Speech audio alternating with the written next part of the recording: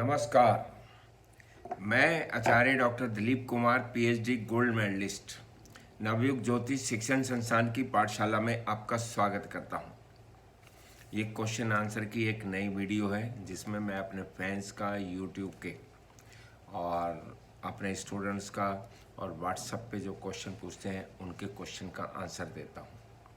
लेकिन ये वीडियो कुंडली दिखाने के लिए नहीं है। इसके लिए आपको मेरे फ़ोन नंबर पर कांटेक्ट करके अपॉइंटमेंट लेना पड़ेगा और फीस जमा कराइए। 9711079544 मेरा फ़ोन नंबर है। आप इस पर कांटेक्ट करके अपॉइंटमेंट ले सकते हैं। आज सबसे पहला क्वेश्चन है मिथुन लाल जी का।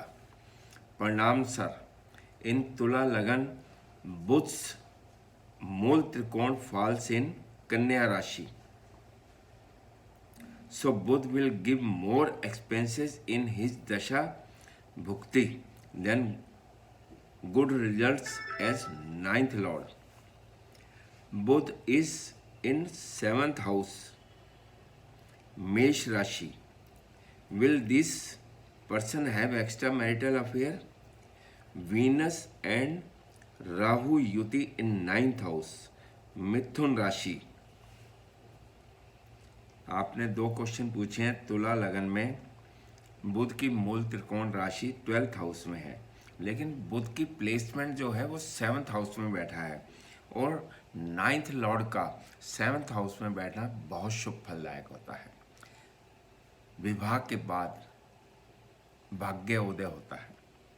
इसके बाद आपने पूछा है कि 9th हाउस में शुक्र राहु के साथ बैठा हुआ है, ये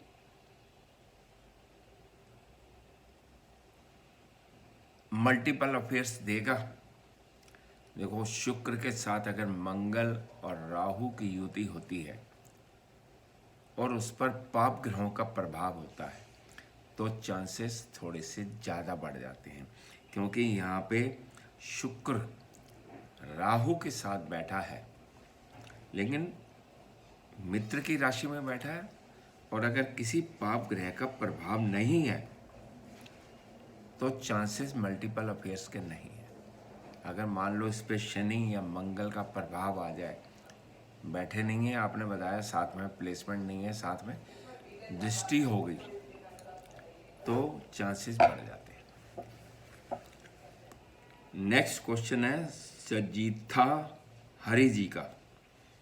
प्रणाम गुरु जी, सूर्य इज इन 5th हाउस तुला राशि, यानी कि सूर्य नीच का है, and Shani is in 4th house कन्या राशि में, क्योंकि ये मिथुन लगन है और शनि अस्त है सूर्य से। क्या इसका नीच भंग होगा या नहीं होगा? जब सूर्य और शनि दोनों अलग अलग भावों में बैठे हैं, डिफरेंट हाउसेस में बैठे हैं, तो ये अस्त नहीं माना जाएगा, क्योंकि उन्होंने भाव बदल लिए हैं। एक ही भाव में अगर बैठे हों, सेम हाउस में बैठे हों, और फिर अगर वो एक पर्टिकुलर डिग्री तक ही अस्त होते हैं, दूसरे भाव में जाने के बाद वो अस्त नहीं होते हैं, तो इसके नीच भंग का कोई सवाल ही नहीं है। नीच है और नीच ही रहेगा। नेक्स्ट क्वेश्चन है मन्नू हरीश जी का। प्रणाम sir ji, if Shani aspects a bhav और भाव लॉर्ड, यानी कि किसी भाव पर शनि की दृष्टि हो या भाव के स्वामी भावेश पर दृष्टि हो, can we say delay in fulfilment of matters to that भाव? बिल्कुल सही कह रहे हो। शनि जिस भाव में बैठा हो या जिस भाव को दृष्टि दे रहा हो, उस भाव से संबंधित कारक तत्वों में हमेशा देरी होती है, डिले होती है। आगे आपने लिखा है इफ शनि एस्पेक्ट्स 10th और 11th Lord, can we say delay in getting job and income? बिल्कुल सही कह रहे हो आप। शनि का प्रभाव अगर दशम भाव पे होता है तो ये तो इंडिकेशन तो आ गया कि ये जॉब करेगा, लेकिन उसमें देरी होगी। और अगर 11th हाउस पे भी दृष्टि होती है तो लाभ में प्रॉब्लम होती है, हर काम में देरी होती है। लेकिन लाभ भाव में दृष्टि देने वाले ग्रह चाहे देरी हो, अपना फल जरूर देते हैं, फल जरूर देते हैं। आपने लिखा भाव और भावेश पर शनि की दृष्टि, केवल भाव पर ही काउंट कीजिए, भावेश पर नहीं। नेक्स्ट क्वेश्चन है उन्नी दामोदर जी का। प्रणाम guruji, if bhav lord is in trik position but it's navamsha falls in uchcha और स्वराशि, then the भाव will give good or bad results regarding fourth house। Fourth Lord अगर त्रिक भाव में, छठे, आठवें या 12वें भाव में बैठा है तो फोर्थ हाउस से संबंधित फलों में कमी हो जाएगी, क्योंकि नियम के अनुसार जिस भी भाव का स्वामी त्रिक भावों में बैठा हो उस भाव से संबंधित फलों में कमी हो जाती है।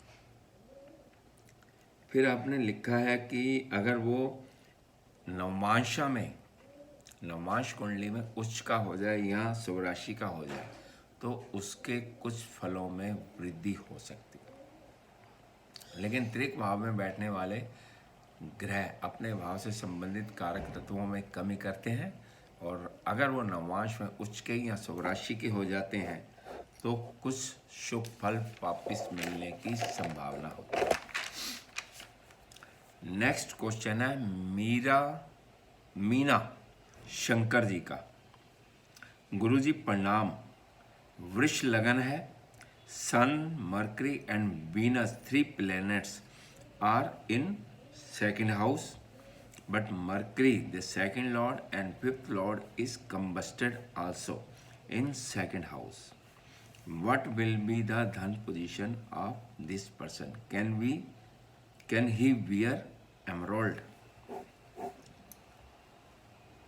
बुध सूर्य के साथ जब भी बैठता है एक बहुत बड़ा योग बनता है, बुध आदित्य योग। मेरे गुरु के अनुसार जो मैंने सीखा है, उन्होंने कहा था कि बुध को अस्त नहीं मानना, वरना इतना बड़ा योग कैसे बनता हो। तो मैं ये मानता हूँ बुध और सूर्य की युति अच्छी होती है, और बुध अपनी ही स्वराशि में बैठा हुआ, क्योंकि आपने बोला वृष लगन के सेकंड हाउस में, तो वो अपनी मिथुन राशि में बैठा है बुध, तो वो शुभ फल ही देगा, धन की पोजीशन अच्छी ही करेगा, और साथ के साथ उसके साथ लगन लॉर्ड शुक्र भी बैठा है। तो ये जो है पोजीशन बहुत अच्छी है, प्लेसमेंट अच्छी है, ये धन के लिए अच्छा है।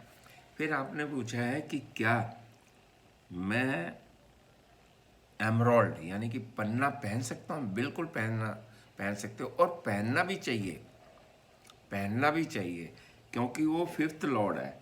फिफ्थ लॉर्ड का रतन अगर आप स्टोन पहनते हो और वो अपनी दूसरी स्वराशि में बैठा तो बहुत शुभ फल देगा, फाइनेंशियल पोजीशन आपकी बहुत अच्छी कर देगा, बढ़ा देगा। नेक्स्ट क्वेश्चन है सुरेश मुकेश जी का। प्रणाम गुरुजी, मकर लगन, बुध इस इन 9th हाउस कन्या में, यानी कि वो अपनी ही उच्च राशि में बैठा हुआ है, बट सूर्य the 8th lord is with him in 9th house and बुध इज अस्त आल्सो।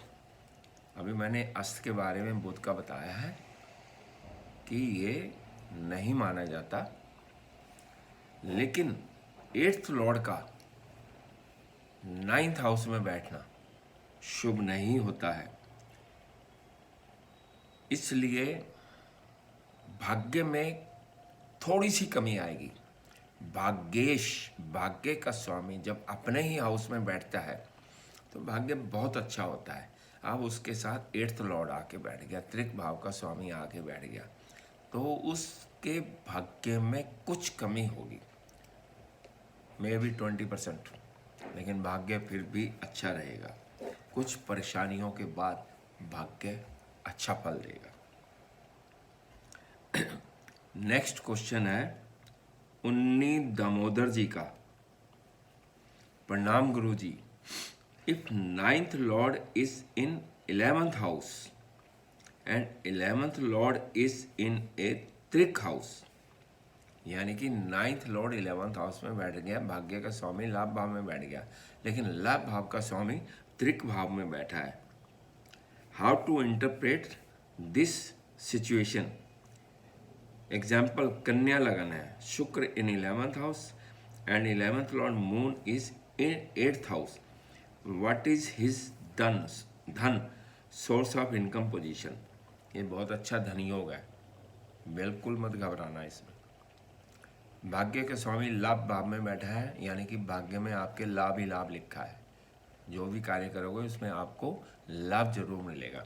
अब आपने लिखा है कि लाभ भाव का जो स्वामी है वो 8th हाउस में चला गया। ये दो चीज़ों से धन कमाएगा। 11th लॉर्ड अगर 8th हाउस में बैठ जाता है तो वसीयत में धन संपत्ति प्राप्त होती है, वो वहाँ से लाभ होता है। और 8th हाउस में बैठने के कारण कुछ इलीगल कामों से भी लाभ होता है। तो ये पोजीशन खराब नहीं है, अच्छी है, फाइनेंशियल पोजीशन अच्छी ही रहेगी। नमस्कार।